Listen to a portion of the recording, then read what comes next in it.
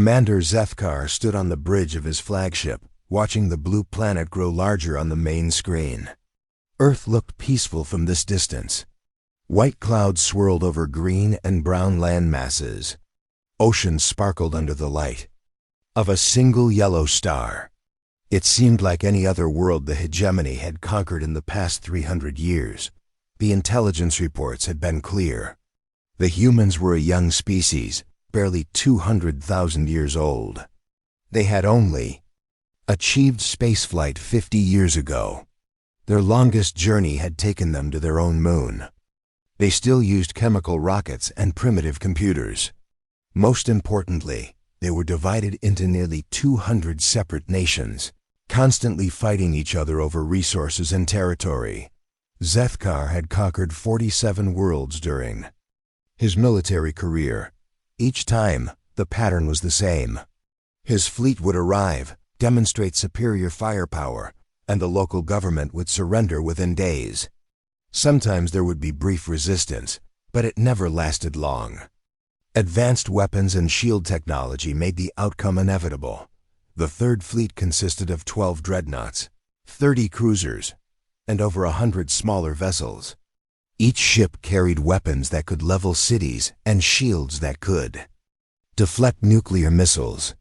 The humans had nothing that could threaten even his smallest patrol craft. This would be another easy conquest. Captain Vexran, his tactical officer, approached with the latest sensor readings. The four-armed reptilian creature's scales glowed slightly with excitement. Fresh conquests always energized the younger officers. "Commander, we have detected several human vessels near their moon," Vexran reported. "Small craft, likely military patrol ships. Should we destroy them immediately?" Zethkar considered the question.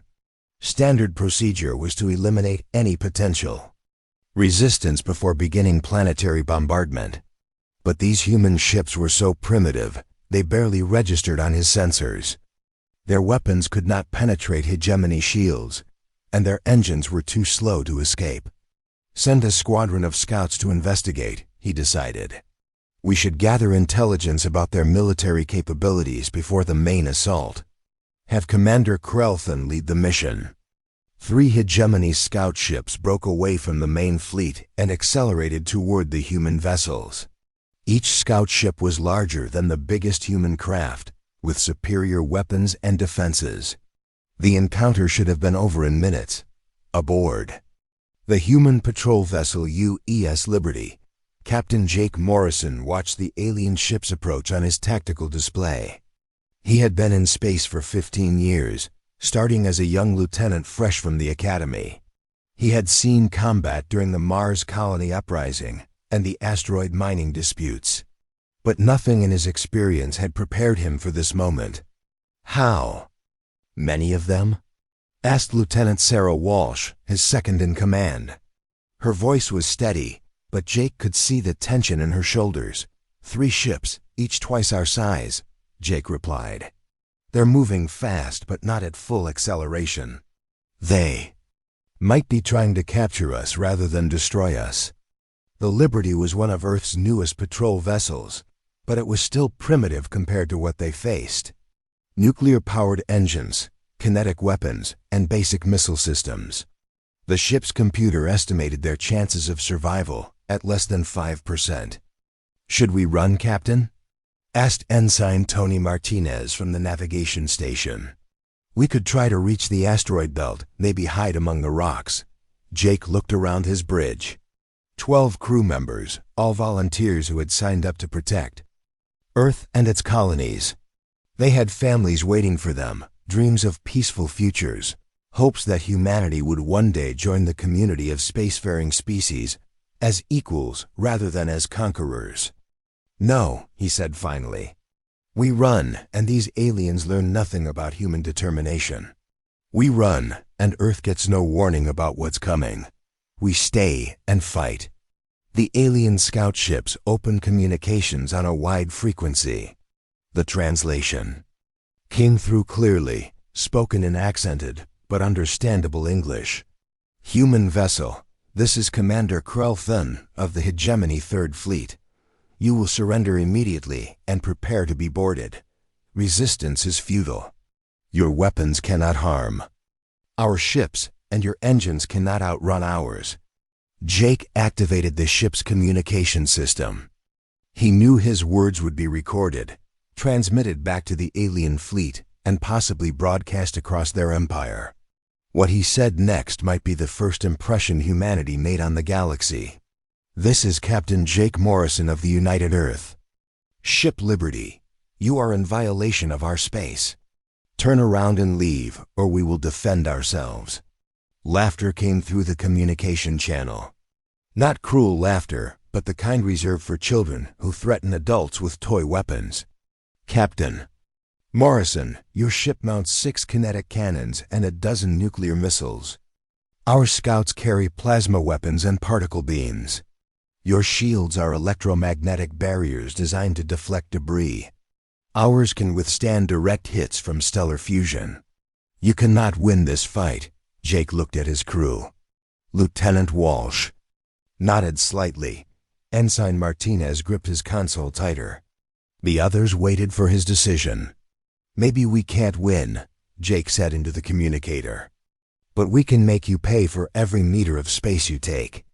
And while you're fighting us, Earth is preparing to welcome you properly. What happened next surprised Commander Krelthan more than anything in his 50 years of military service. Instead of surrendering or trying to flee, the human ship charged directly at his flagship. Its engines glowed brighter as the crew pushed them beyond safe limits. Nuclear missiles launched from its tubes, followed by a stream of kinetic projectiles. Moving at significant fractions of light speed, the hegemony weapons easily destroyed the incoming missiles and deflected the kinetic rounds. But the human ship kept coming, its captain apparently intending to ram the much larger scout vessel. At the last moment, Jake Morrison activated his ship's self-destruct sequence. The Liberty's fusion reactor overloaded in a brilliant flash that lit up the space around Luna. The explosion was not powerful enough to destroy Krelthan's ship, but it damaged the shields and left scorch marks on the hull. More importantly, it sent a clear message to both the hegemony fleet and Earth itself. Humanity would not surrender quietly. As the debris from the Liberty drifted past his damaged scout ship, Commander Krelthan sent his report to the fleet commander. The humans were more aggressive than anticipated. They seemed willing to die rather than accept defeat. This might complicate the conquest scheduled back on Earth. The Liberty's final transmission had been received by military installations around the globe. Captain Morrison's last words echoed in command centers from Colorado to Beijing. Unknown alien fleet approaching Earth. Estimated arrival 6 hours. They want us to surrender. We told them what humans do to invaders. Within minutes, every nuclear weapon on the planet was being prepared for space deployment. Civilian spacecraft were being converted to military use. Mining colonies in the asteroid belt received orders to begin guerrilla warfare preparations. The leaders of Earth's fractured nations put aside centuries of rivalry to face a common threat. Did not know if they could win. They did not know if any of them would survive. But they knew one thing with absolute certainty. Humanity would make the aliens pay for every world they tried to conquer. Starting with Earth itself, Commander Zethkar received Krelthan's report with growing concern. In 3 centuries of conquest, he had never encountered a species that chose death over surrender in the very first contact. The humans had lost their only ship in the engagement, achieved no military objective, and gained nothing except a few minutes of warning time for their homeworld. Yet somehow, this felt like the beginning of something far more dangerous than a simple conquest. The humans had introduced an element that did not exist in hegemony tactical manuals: the willingness to die for principles rather than survival. The invasion of Earth would proceed as planned. But for the first time in his long career, Zethkar found himself wondering if the hegemony had chosen the wrong enemy. Commander Zethkar expected the orbital bombardment of Earth to break human resistance within hours. The hegemony had perfected this strategy across dozens of worlds. Destroy the major cities, eliminate the government centers, and the population would surrender to save the survivors. The first target was New York City. 12 plasma beams struck the metropolitan area simultaneously, turning skyscrapers into molten metal and concrete into glass. The energy release was equivalent to several nuclear weapons, creating a crater where 8 million humans had lived just moments before. London followed 20 minutes later. Then Tokyo, Beijing, Moscow, and Los Angeles. Each strike was precisely calculated to maximize psychological impact while preserving industrial infrastructure. The humans would need those factories to serve their new masters efficiently. But something unexpected happened after each bombardment. Instead of silence, instead of surrender broadcasts, the communication channels filled with more human voices. Emergency networks activated across the planet. Military commanders who should have been vaporized were somehow still coordinating resistance from underground bunkers. "Sir, we are receiving multiple transmissions from the planet's surface," reported Captain Vex Ran, his scaled face showing confusion. "The humans are broadcasting tactical data, not surrender terms." Zethkar studied the communication intercepts. Most species sent desperate pleas for mercy after the first demonstration of hegemony firepower. These humans were doing something entirely different.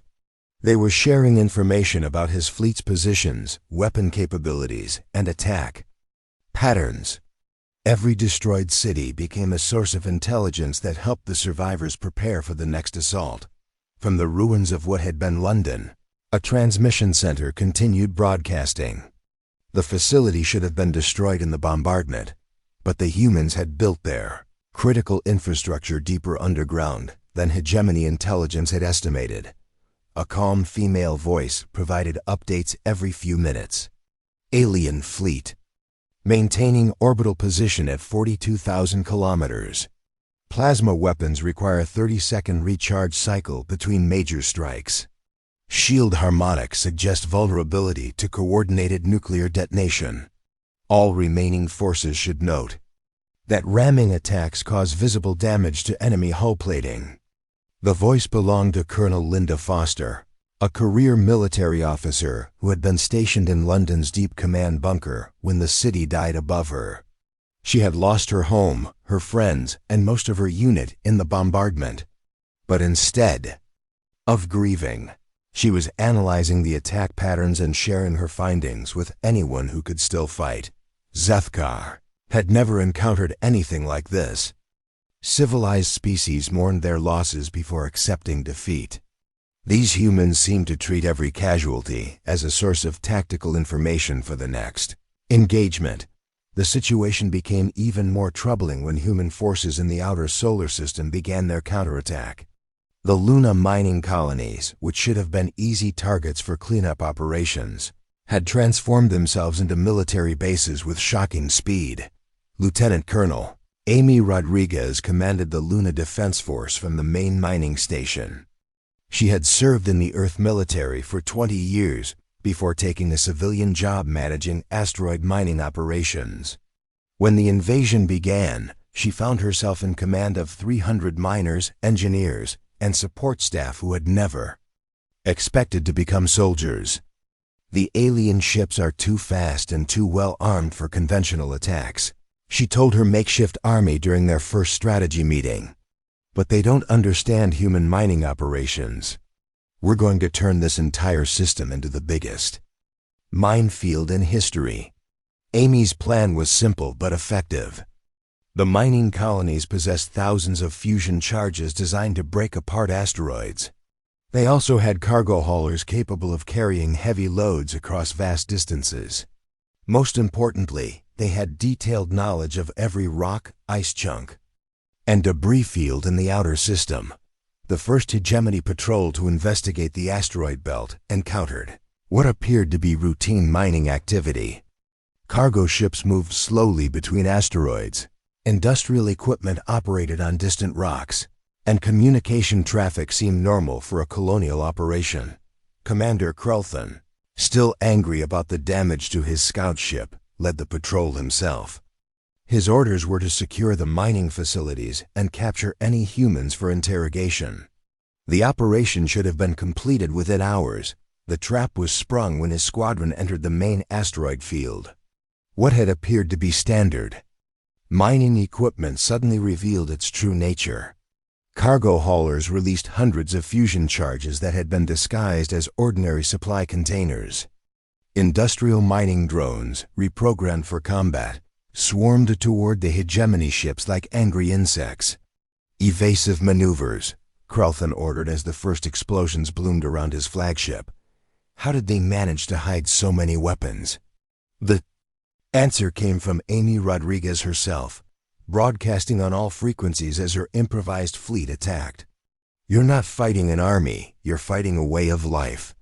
Every tool we use to survive in space can be turned into a weapon. Every mining charge can become a mine. Every cargo hauler can become a missile. Every worker can become a soldier.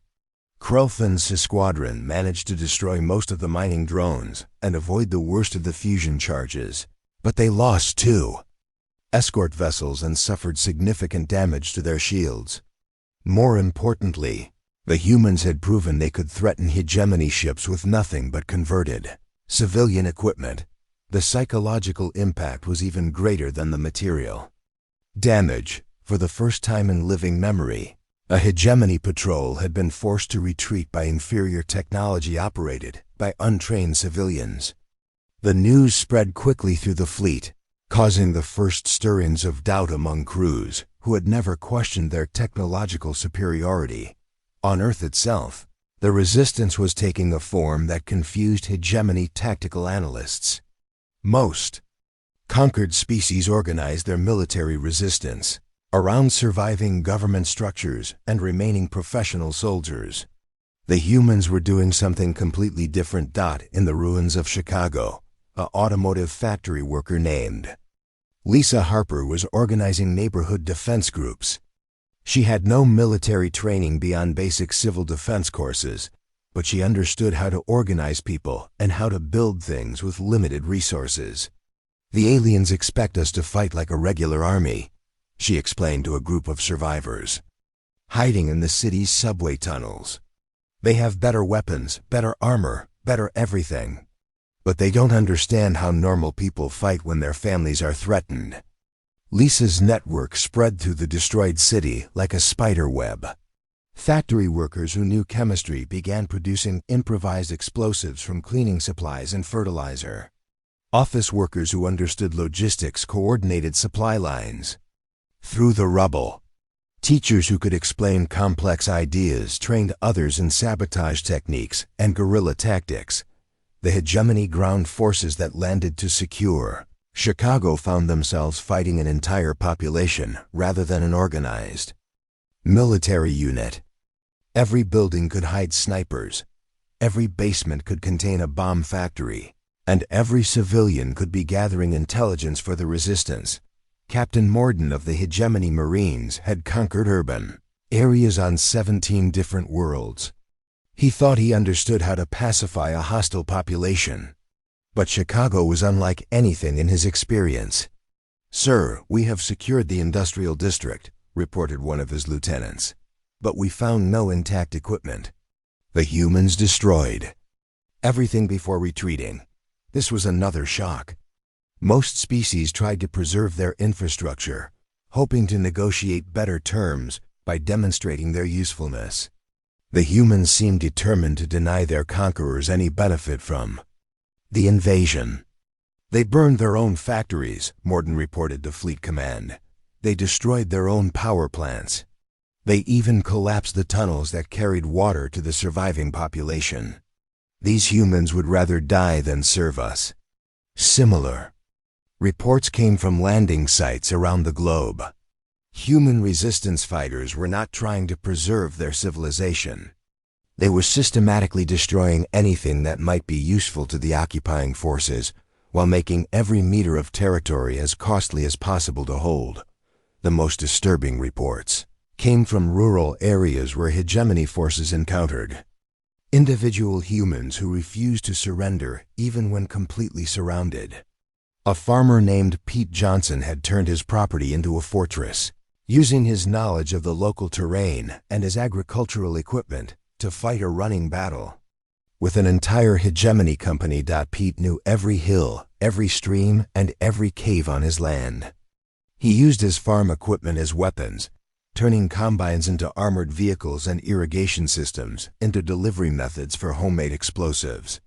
When the aliens finally cornered him in his barn, he triggered a massive fertilizer bomb that took out half their unit. His final message, broadcast on a jury-rigged radio, became another rallying cry for the resistance. This is my land. My family lived here for 6 generations. You want it, you can have it. But you'll get it one handful of dirt at a time, and every handful will cost you blood. By the end of the first week, Zethkar realized that the conquest of Earth would not follow the normal pattern. 3 months into the occupation of Earth, Commander Zethkar realized that controlling the planet was impossible. His forces held the major cities during the day, but at night, the humans emerged from hidden bunkers and tunnel systems to strike. At supply lines, communication centers, and isolated patrols, the resistance had evolved beyond anything in military records.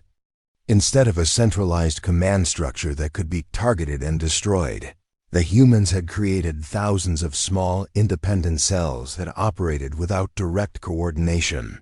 Each group knew only its immediate neighbors, making it nearly impossible to uncover the full network even when prisoners were captured. Captain Morden submitted his weekly report from the Chicago occupation zone with growing frustration. His Marine unit had been reduced to half strength through constant harassment attacks. Every patrol lost soldiers to snipers hiding in rubble.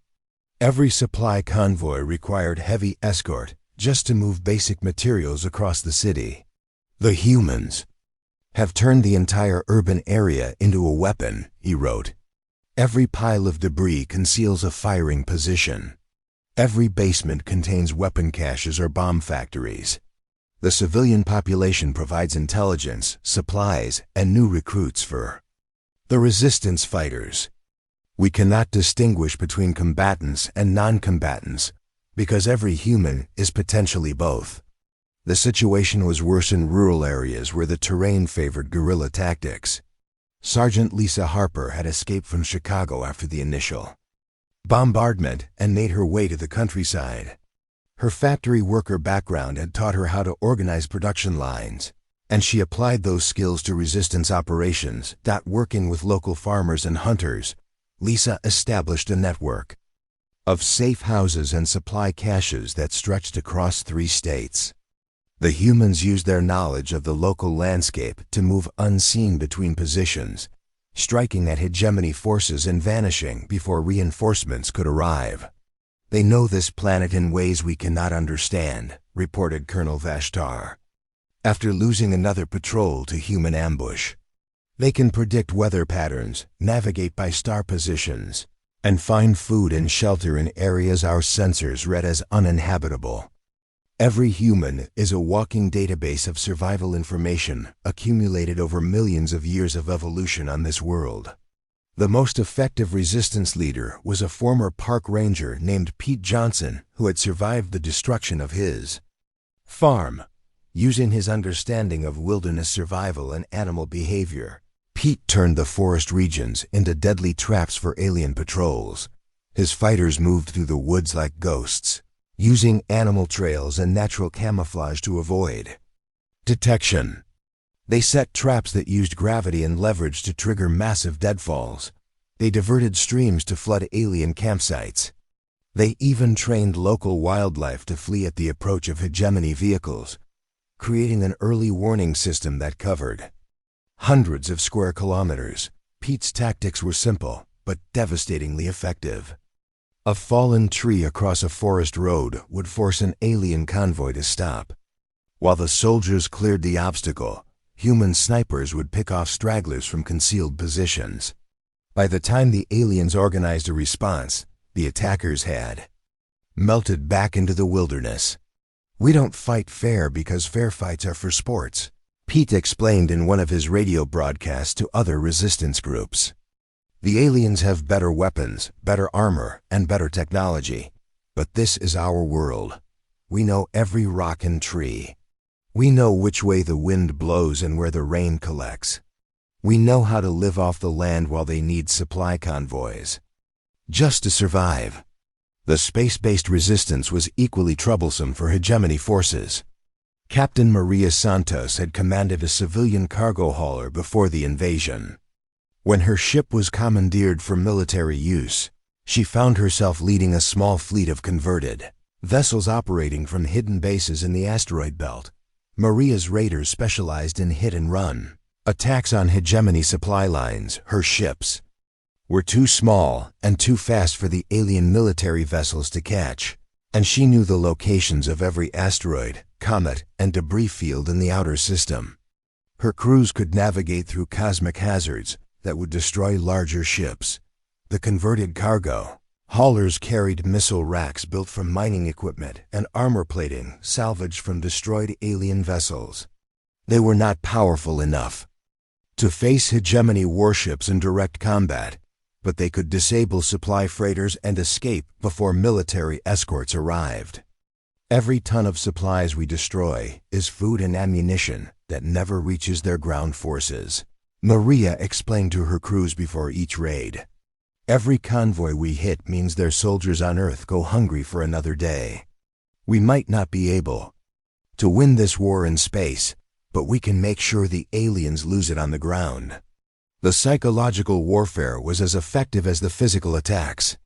The humans had learned to exploit hegemony communication systems, broadcasting messages that reached alien forces throughout the solar system.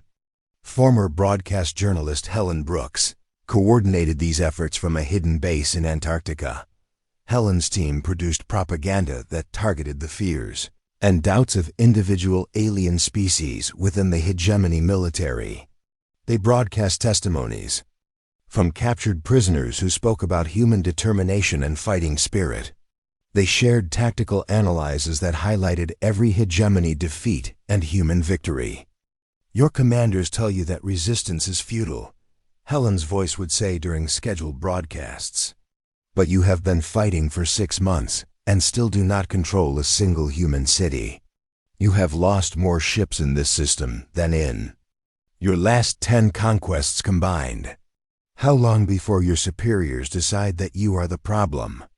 The broadcasts were carefully designed to erode morale and create doubt about the mission's ultimate success.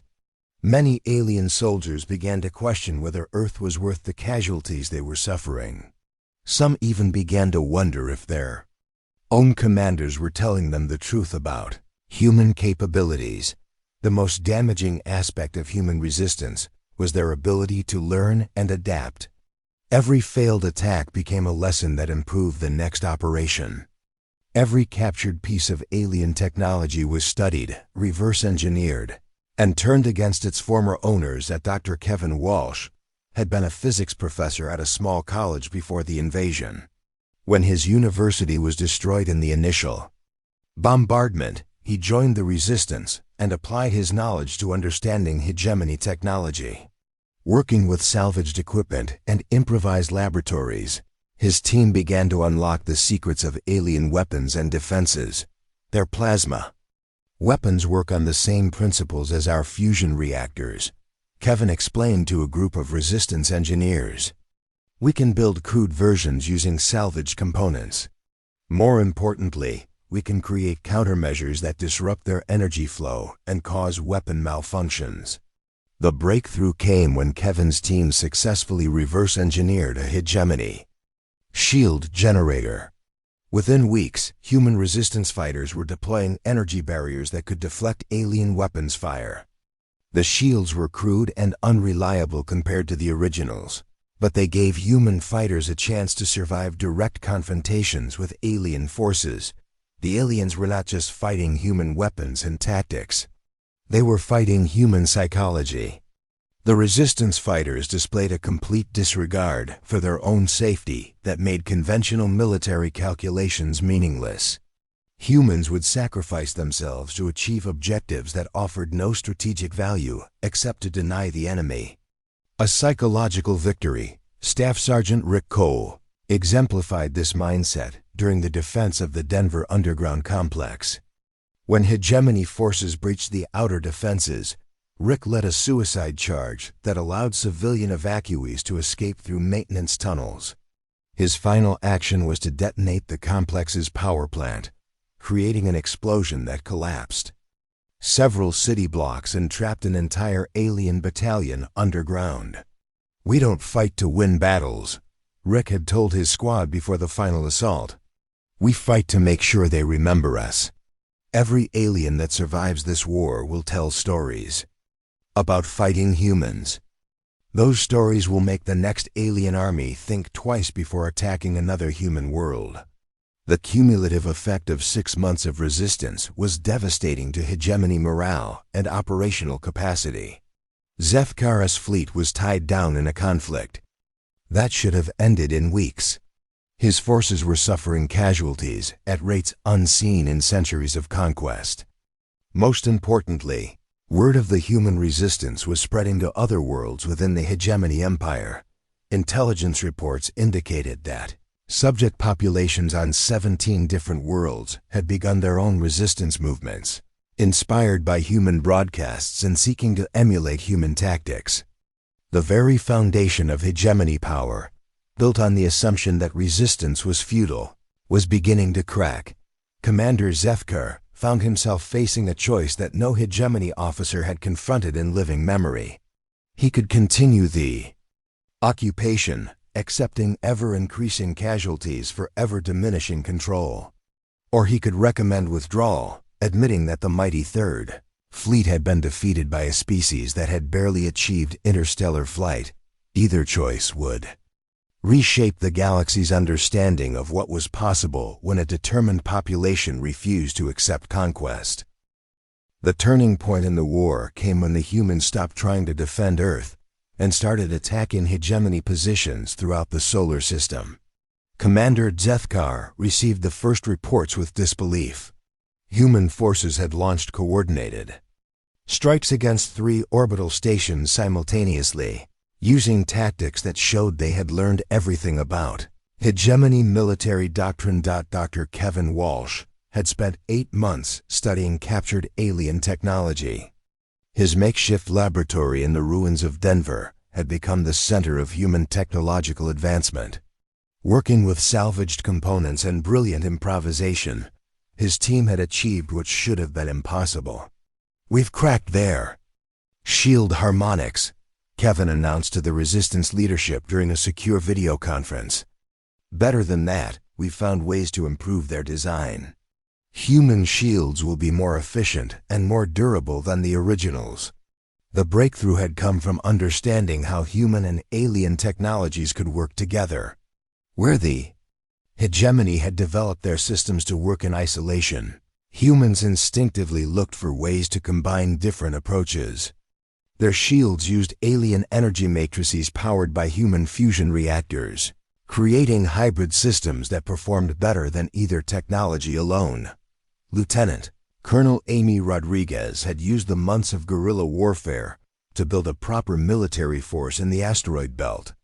Her original group of 300 miners and engineers had grown into a fleet of 2,000 fighters operating from dozens of hidden bases. They had captured enough alien equipment to outfit themselves with weapons that could threaten even hegemony capital ships. "Today we stop running and start hunting," Amy told her commanders as they prepared for the first major counteroffensive.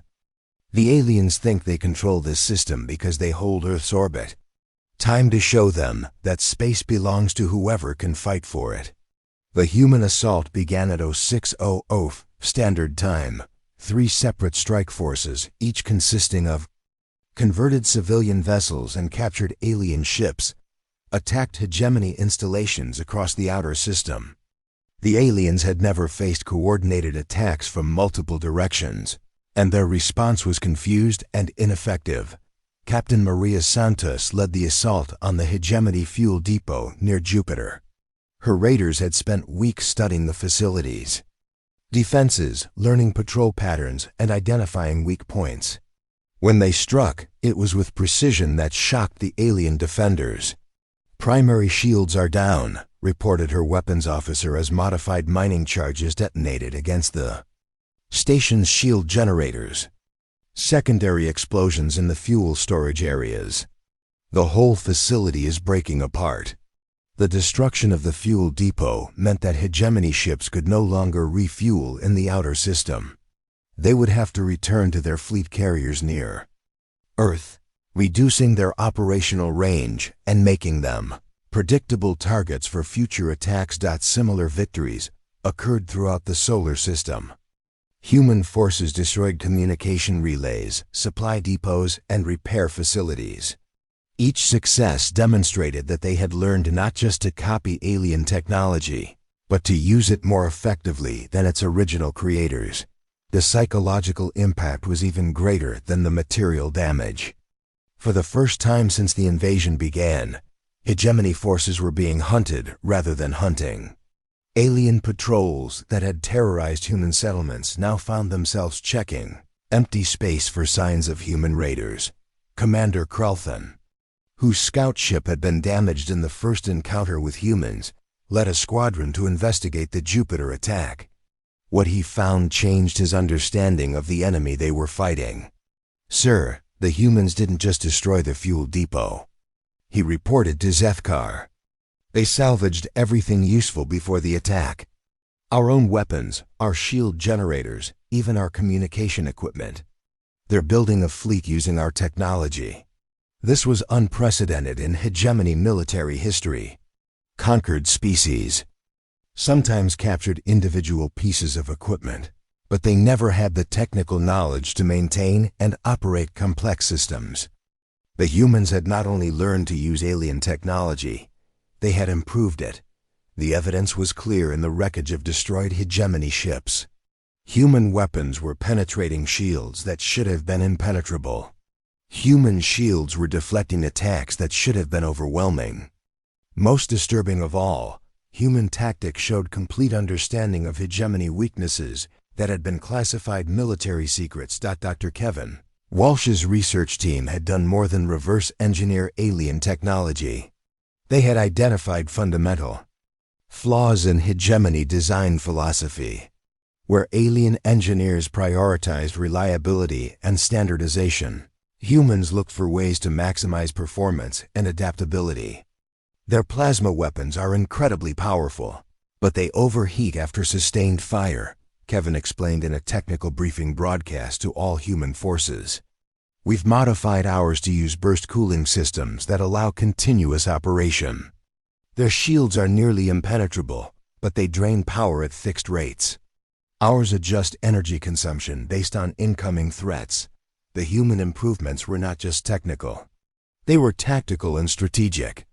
While hegemony forces fought according to rigid doctrine developed over centuries, humans adapted their methods to each specific situation. They had learned to think like their enemies, then think beyond what their enemies could imagine. Staff Sergeant Rick Cole had become a legend among resistance fighters for his boarding actions against hegemony ships. Using modified alien armor and weapons, his team specialized in close-quarters combat inside enemy vessels. The aliens, accustomed to fighting at long range with energy weapons, were terrified of humans who charged through ship corridors with nothing but determination and improvised tactics. "They fight like wild animals," reported one hegemony officer who had survived an encounter with Rick's team. "They use our own corridors against us, turning every intersection into an ambush point. They move through ship systems like they were born in space. And they never retreat, even when facing overwhelming odds." Rick's boarding actions had a strategic purpose beyond capturing ships. Every successful assault provided intelligence about hegemony fleet dispositions, communication codes, and tactical plans. The humans were building a complete picture of alien military operations that allowed them to predict and counter enemy movements. The Breakthrough that changed everything came when human forces captured a hegemony command ship intact. The vessel's computers contained detailed information about the entire Third Fleet, including weaknesses that could be exploited in a major engagement. Commander Helen Brooks, still coordinating psychological warfare from her Antarctic base, immediately recognized the intelligence value. Her team began broadcasting selected information to resistance cells throughout the solar system, coordinating the largest human military operation since the invasion began. This is our chance to show the galaxy what happens when you underestimate humanity, Helen announced in a secure transmission to all resistance leaders. Every alien ship has a weakness. Every alien tactic has a counter. We know their fleet better than they know it themselves. The coordinated assault that followed lasted 72 hours and involved every human military unit in the solar system. Ground-based forces launched salvos of modified missiles at orbital targets. Asteroid belt raiders struck at supply lines and communication networks. The remaining space-based fleet attacked the main hegemony formation in Earth orbit. The battle was not won through superior firepower. The humans were still outnumbered and outgunned, but they fought with complete knowledge of enemy capabilities and perfect coordination between widely separated units. Every attack was precisely timed to support the others, creating a symphony of destruction that overwhelmed hegemony defenses. Zefkar watched his fleet disintegrate around him as human forces exploited every weakness his ships possessed. Plasma weapons overheated and shut down when targeted by human electronic warfare systems.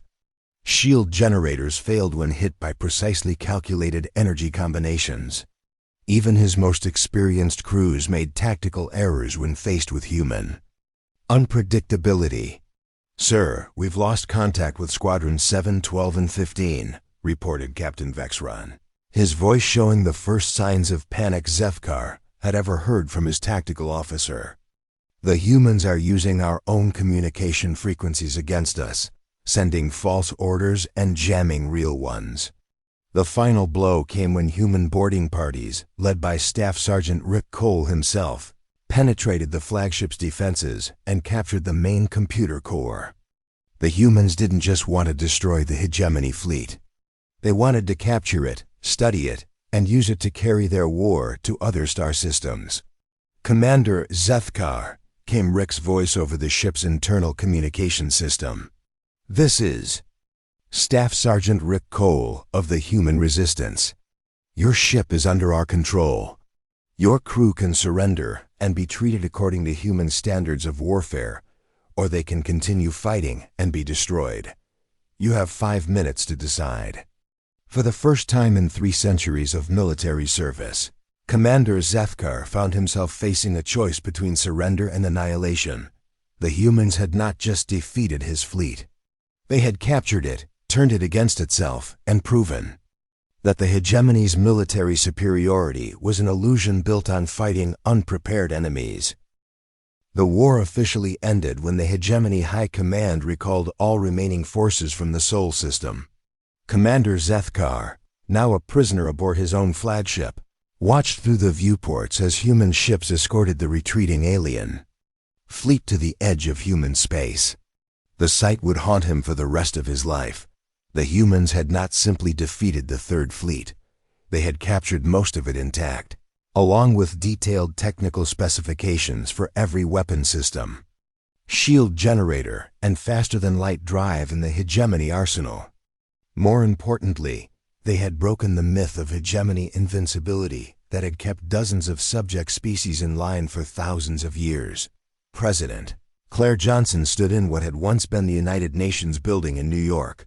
The structure had been rebuilt from rubble and alien wreckage, its walls embedded with fragments of destroyed hegemony ships as a reminder of humanity's victory.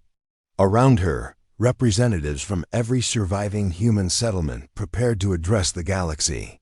"We never asked for this war," Claire began, her words broadcast across hundreds of star systems through captured hegemony communication networks. "We were content to explore our own solar system, to build colonies on nearby worlds, to take our place among the peaceful species of the galaxy. But you came to our home with weapons and demands for surrender. The speech was being heard by billions of sentient beings across the galaxy. On worlds where the hegemony had ruled for centuries, subject populations listened in wonder as a species they had never heard of described their successful resistance to the Empire's most powerful fleet. You expected us to bow down like all the others, Claire continued. You thought superior technology would guarantee victory. You believed that destroying our cities would break our will to fight. You were wrong about everything. Dr. Kevin Walsh had spent the year after the fleet battle analyzing captured hegemony technology. His teams had not only reverse-engineered alien systems but had developed improvements that made human versions superior to the originals. The technical specifications were being shared freely with any species willing to stand against hegemony rule. Their weapons are powerful but inefficient, Kevin explained during a technical briefing that was broadcast to resistance movements across the galaxy. Their shields are strong but inflexible. Their ships are fast but predictable. We've learned to build better versions of everything they brought to our system. The human improvements were revolutionary. Where hegemony technology focused on overwhelming force, human designs emphasized adaptability and efficiency. Human ships could outmaneuver alien vessels while using less fuel.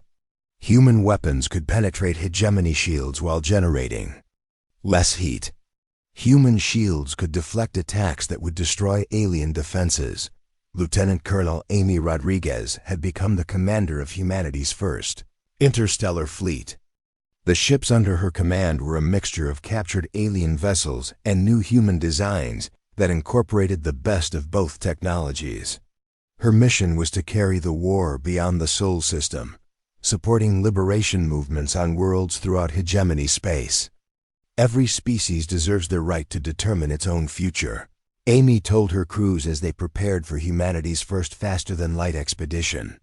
The hegemony has ruled through fear for too long. Time to show the galaxy what freedom looks like. The first target was Kepler 442b, a world where the native population had been enslaved for over 200 years. Intelligence gathered from captured hegemony computers indicated that the planet's inhabitants had maintained an underground resistance movement.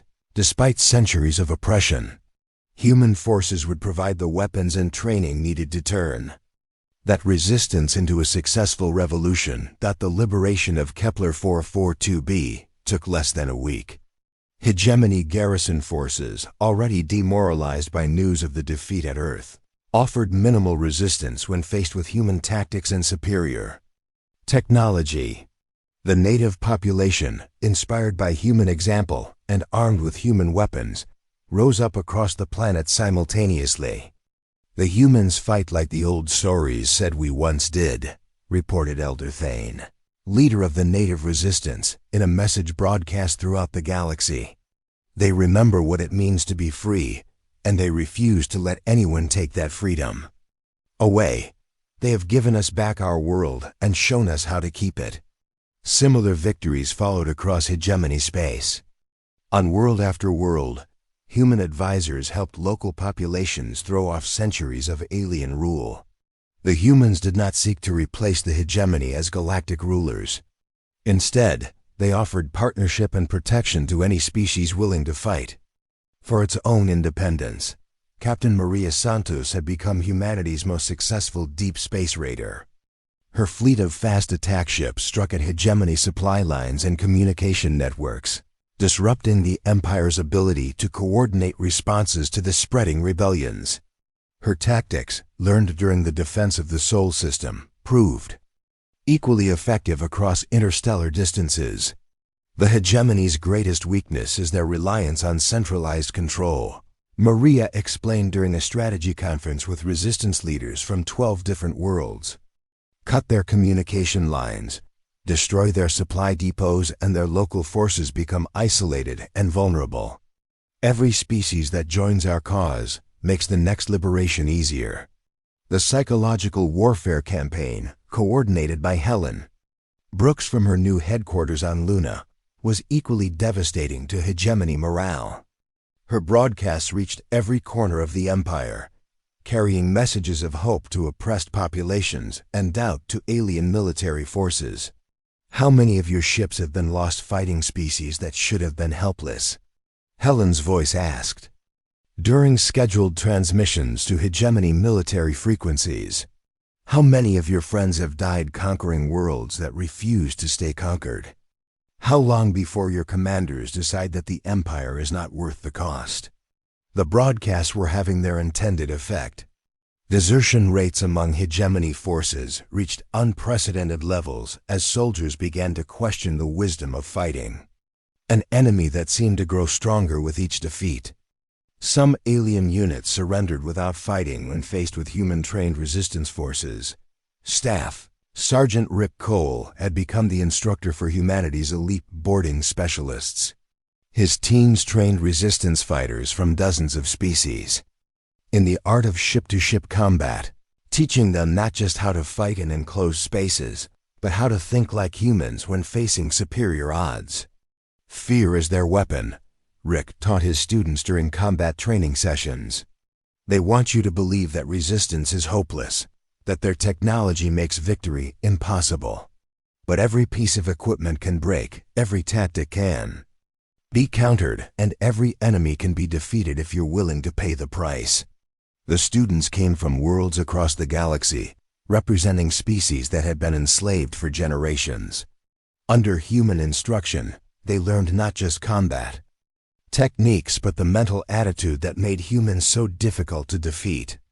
They learned to see opportunity in disaster, to find strength in desperation, and to never accept that any fight was hopeless. Commander Zethkar, now confined to a human prison on Mars, wrote his final report to whatever remained of hegemony. High Command. The document would become the most widely read military analysis in galactic history, studied by strategists from hundreds of different species. We underestimated everything about humanity, he wrote. Their adaptability, their determination, their ability to learn from defeat and turn it into victory. We thought we were conquering a primitive species. Instead, we woke up something that the galaxy had never seen before. The humans do not fight for territory or resources. They fight for principles that they value more than their own lives. They do not seek to rule other species, but to free them from rulers who demand submission. They have turned our greatest strength, our military technology, into their advantage by making it better than we ever imagined possible. Most dangerous of all, they have given hope to every oppressed population in the galaxy. They have proven that no empire is too powerful to fall, no technology too advanced to overcome, no enemy too strong to defeat. The hegemony ruled through fear, but the humans have taught the galaxy that fear itself can be conquered. The final paragraph of Zethkar's report became the unofficial motto of the growing alliance of free worlds. Fight like a human. Accept no defeat as final. See every setback as a lesson. And never stop believing that freedom is worth any sacrifice. 2 years after the failed invasion of Earth, the hegemony empire had collapsed entirely. Dozens of species had won their independence using human weapons, human tactics, and human inspiration. The galaxy was free for the first time in millennia, and everyone knew who had made that freedom possible. Humanity had not just survived their first contact with a hostile alien species. They had changed the fundamental nature of galactic civilization, proving that determination and courage could overcome any technological advantage. The nightmare of fighting humans had become the dream of every oppressed species in the galaxy. The war was over, but the human example would inspire resistance movements for generations to come. Across the stars, the phrase "fight like a human" became synonymous with hope, freedom, and the unbreakable spirit that refused to bow down to any tyrant, no matter how powerful they might seem.